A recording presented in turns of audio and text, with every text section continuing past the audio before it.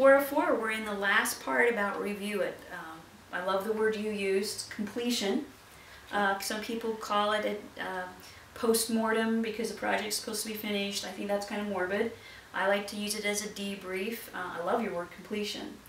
So one of the things that I was impressed when we were talking earlier, Jane, about this stage of the game is how you review if we met the mark or not. Why don't you talk about that?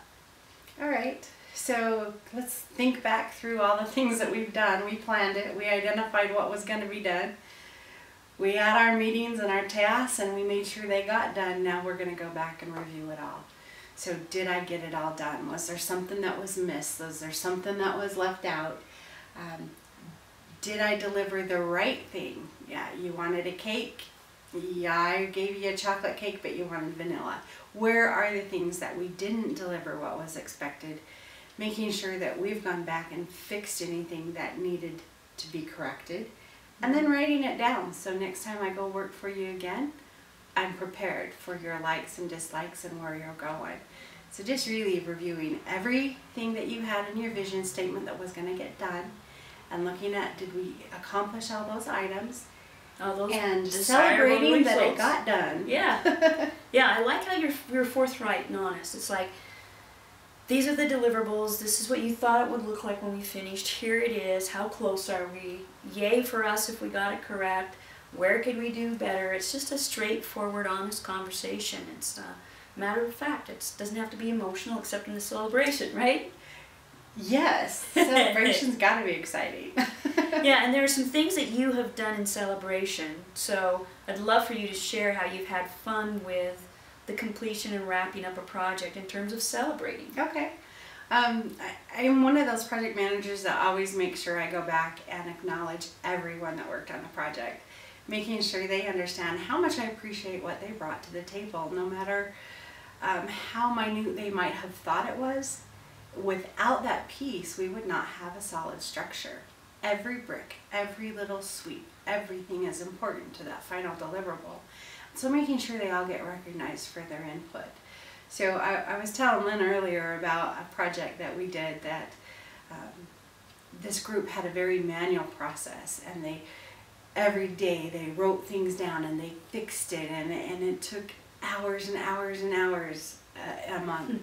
And we put together and automated it, and the stakeholder says, I have a Lamborghini. So in our closeout meetings, I brought little baby abacus for the manual process and little Hot Wheel Lamborghinis for everybody to give them and just say, you know, thank you for moving us from this manual process to this really great tool that is giving back hours and hours to these stakeholders. And it's funny, I walk by their desks and they still have them on their desks today. So it's, you know, this has been a couple years ago, but just thinking about something that was really critical to that project and making a little toy for them to put on their desk that makes them remember it. It will give them satisfaction for years to come. Yeah, and kind of gives them jet fuel, as I call it. Yeah. It gives them a little more motivation, a new endorphin for the next project. And I actually have a project that I completed, a local, very prestigious, very sophisticated and respectful organization here in the Salt Lake community, Westminster College. Finished a project, a coaching engagement with them. And yesterday, one of their executives showed up with my celebration toys. So I have a Westminster blanket, I have a Westminster bag, and of course a coffee cup or teacup. And these are treasures to me because they notify me, you know, yes, I got paid, yes, we had our debrief, our completion meeting. These little tokens tell me there's a going beyond your time and energy that you spent with us, Lynn, on this project was important. And I'll use these, and each time I touch them, remember the time and the faces and the people and the success we had, and the hard times and the good times. And there's just something about that that you can't negate. We're human beings, and we enjoy it when we get noticed for our efforts. When you look at those, you'll remember the good things. And that's what's critical, is making sure the team remembers the positives. And moving on. And moving on. And there are always lessons to be learned. So I'd love you to talk about that and the lessons learned. One of the reasons I think it's important for us as project managers to archive our project plans, and if we're on task and where we were off task, and all the honesty, because you and I both have done this. You have a similar project. It may not be exactly, because by definition projects are not exactly the same. It's so similar that you can say, I think that we've underestimated this, which we do as humans. We tend to think we can do things faster, and you go back and go, we planned 3 weeks, that took 5. This next time, let's plan it more realistically, because realistic planning takes away the anxiety and panic and gives peace of mind. So when it comes to lessons learned, what are some of your favorite notes?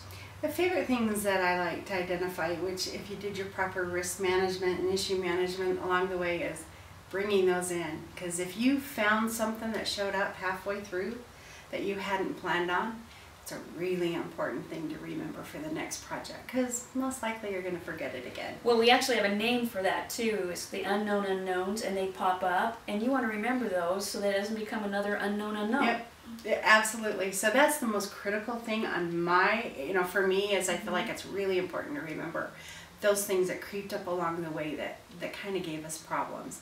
And then how long the things took. You always ask the person up front, how long do you think this will take? Then you usually double it anyway, but sometimes that's still not enough. So making sure that you give ample time to be successful, because if someone's expecting it in 3 weeks, they want it in 3 weeks.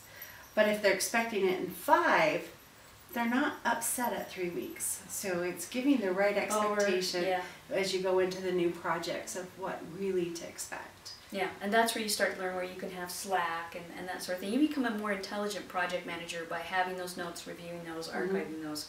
So any parting comments about how to be a better project manager? Now we've completed the project. Anything else come to mind? Yeah.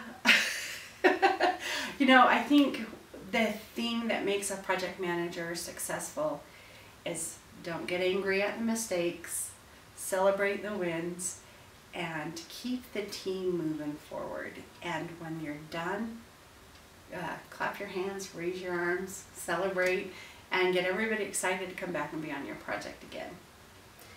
I would second that. And the only other thing I would say is some of you will really love project management, especially if you're one of those people who likes to get results, because a project by definition has a beginning, a middle, and an end.